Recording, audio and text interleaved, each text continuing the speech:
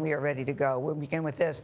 There is growing uncertainty this morning for immigrant families whose sick children are being treated in the U.S. It comes after the Trump administration rolled back a program allowing families to live in the U.S. while receiving medical care. Errol Barnett is in Boston, where he spoke to an immigrant family whose ill son is being treated there. So, Errol, what do they have to say? Well, Gayle, the family, which is from Honduras and here in the U.S. legally, said that this policy rollback may cost their 16-year-old son his life. The Sanchez's already lost their daughter to cystic fibrosis, but really found a sense of hope for their son here at Boston Children's.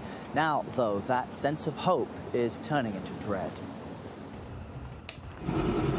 This is reality for Jonathan Sanchez. 3 times a day, the 16-year-old is hooked up to machines to treat his cystic fibrosis.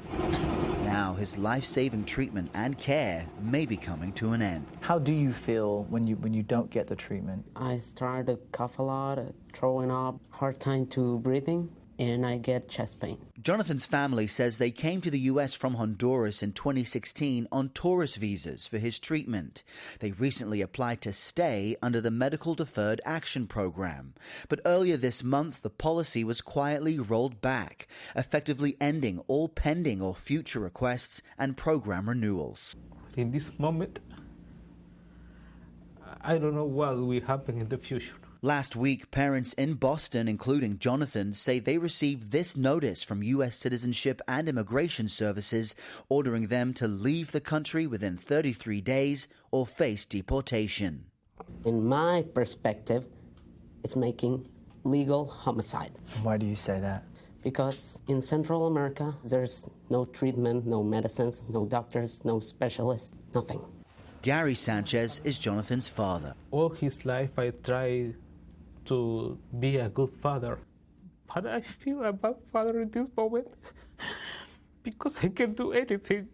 You think the only thing that will happen to Jonathan if he goes back to Honduras is that he will die? We don't know how much time, but in a short time, she will be dying in Honduras. At the end of our interview, Jonathan's mother, Mariela, could not hold back her tears.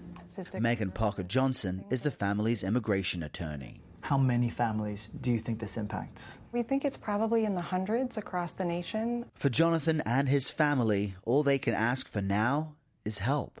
Sending back all of those children who need treatment, including myself, they're just murdering us. They're killing us. The deportation, in other words, means death. Now, Citizenship and Immigration Services confirmed to CBS News that it is ending this program, although in their words, they say they're just changing the approval process and deferring to ICE on this. But an ICE official tells CBS News it was not consulted at all about this policy change, and Adriana only found out about it after all those letters were sent out to families across the country. Wow, Errol, thank you. That program gets about 1,000 applicants a year, so we're talking about a lot of people affected. Seems like they're going to figure out a way to work something out when you hear a story like that. Let's hope so. Yeah.